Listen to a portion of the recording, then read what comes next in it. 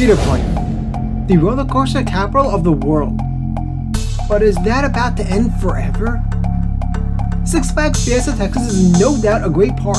Over the last decade, the Six Flags chain has been pouring in a ton of investments into this park, giving it a lot of attention with 4 major coasters added in a 9-year span. This park is treated so well by the chain that some even go so far as to say that it's the best park in the chain. But the question is Six Flags Fiesta, Texas good enough to one day become the next Cedar Point? If you compare Cedar Point's and Fiesta, Texas lineup, you'll notice something interesting. Cedar Point has a lot of good coasters and significantly more than Fiesta. On top of that, Cedar Point also boasts of 2 top 10 roller coasters in the world, with Maverick and Steel Vengeance the undisputed number 1. Fiesta, Texas has some high-ranking coasters with Iron Rattler, their RMC Hybrid, and Wonder Woman Golden Lasso, their RMC Raptor clone. They also have one of the best B&M floorless coasters in existence with Superman Krypton coaster and their new B&M Dive.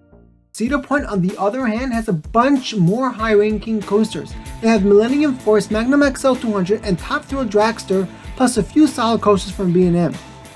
Comparing the park's lineups today, it's clear Fiesta, Texas comes nowhere close to Cedar Point.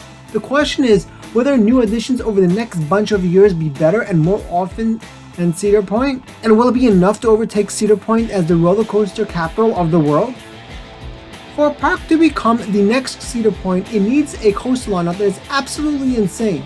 I mean, just look at Cedar Point's lineup. They have 2 of the world's top 10 best coasters with Steel Vengeance and Maverick. Oh, and Steel Vengeance is the number 1 in the world too. They have a Giga and Strata coaster, both from Intamin, as well as multiple launch coasters, a B&M floorless, Dive, Invert, and Wing, and Magnum XL 200, the first hypercoaster. Cedar Point is literally packed with another coaster in every corner. There may be some amazing models that they are missing, but the park is insane. For Fiesta, Texas to be on track to become the next Cedar Point, they would need to get consistent amazing coasters that would be as unique and wild as the rise in Cedar Point's lineup. During the 2010 decade, Cedar Point opened one of the best B&M Wing and B&M Dive coasters in the world, with Gatekeeper and Valor Van, as well as Steel Vengeance, the world's best coaster. Six Flags Fiesta, Texas, however, opened Iron Rattler, one of the greatest RMC hybrids, a 4D free spin, and a Raptor from RMC, regarded as one of the company's best coasters as well. Comparing the 2 parks' coaster editions, Iron Rattler is a 9 coaster, Wonder Woman is a 9 as well, and a 4D free spin as well, a 4D free spin. Cedar Point Steel Vengeance is a 10, while Gatekeeper and Valorant are 7s or 8s. You can see no park is a clear frontrunner in terms of new additions this past decade. Fiesta, Texas is probably also themed a little more than Cedar Point, and the park is one of the nicest parks in existence. That being said, in no way is Fiesta anywhere close to Cedar Point today, but it looks like that may not be the case forever. It is important to note that for Fiesta, Texas to beat Cedar Point, they not only need investments that are equal to Cedar Point, they need both better and more frequent coaster additions. So let's take a look at what Fiesta, Texas would need to do over the next decade to determine whether or not they will be able to beat Cedar Point. For a park to be as great as Cedar Point, they need at least a few coasters from the industry's leading manufacturers, B&M, Intamin, and RMC. They need a Giga Coaster, a Hyper Coaster, and a bunch of other unique experience coasters. Fiesta, Texas already has a pretty good coaster lineup. For starters, they are the only park in the world right now with 2 RMCs, both known as some of the company's greatest creations. They have 2, soon to be 3 coasters from B&M, with their floorless coaster Superman, their Invert Batman clone, which isn't called Batman for some reason, and the new for 2022 B&M dive coaster, Dr. Diabolical's Cliffhanger. One obvious coaster missing from Fiesta, Texas lineup is Intamin. They have 0 coasters from Intamin. Another major gap the park has is they don't have a Hyper or Giga coaster from B&M. As a matter of fact, they don't have any real Hyper coasters at all. If the park added just 3 new coaster additions in the next 10 years, it would be possible for them to become the next Cedar Point.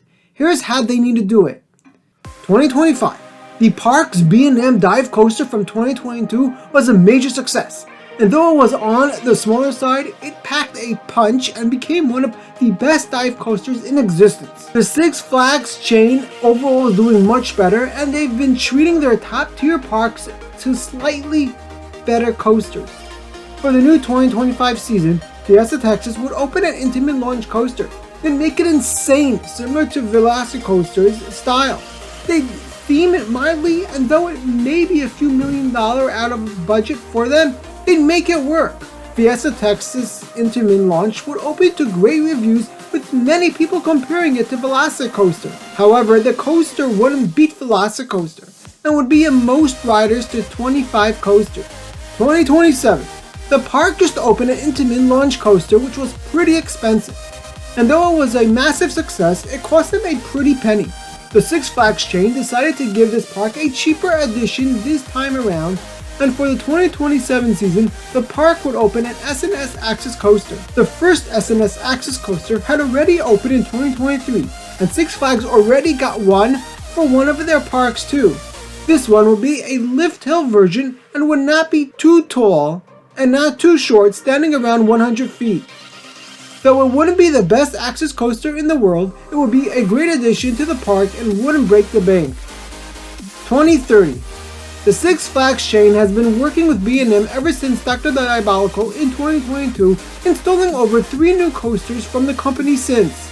At their major parks, Fiesta Texas is now in the top tier Six Flags parks, ranked together with Magic Mountain Great Adventure and Great America.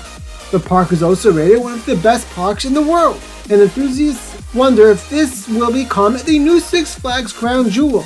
With over 3 years since their last coaster, enthusiasts know something big is coming, and teasers are everywhere.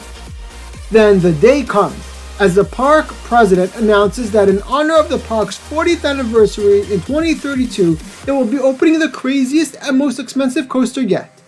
Their new for 2031 B&M Giga. The coaster will stand a total of 365 feet tall, becoming the tallest coaster with a lift hill, and would feature similar elements to Fury 325. The coaster would also open alongside a new hotel on site of the park, something Six Flags recently started doing for the major park starting in 2025. 2031. Coaster enthusiasts flocked from around the world to ride the world's tallest coaster with a lift hill. Many even went as far as to say it was the best coaster in the world. Coaster enthusiasts started calling this the new Cedar Point, and it was clear this was finally Six Flags' answer to Cedar Point. Though Great Adventure had opened the B&M Giga a few years before, Fiesta Texas Giga made the park the new #1 Six Flags park, followed by Great Adventure, Magic Mountain, and Great America. Earth to looping thrills. Hello? Back to reality here. You get where I'm going with this. If what I just said happens, then no doubt Fiesta Texas would have a shot at beating Cedar Point. They'd have their intimate as well as an insane B&M Giga, and though Cedar Point also would have added some new coasters the previous years, it would be clear Fiesta was putting up a real fight. But obviously this is unlikely. I could definitely see Fiesta Texas getting these additions, but I could also see a world where they get an Axis and 2 more smaller coasters in the same time frame. There's no way to know what'll happen in the future, but my point is to show that realistically this park can become the next Cedar Point.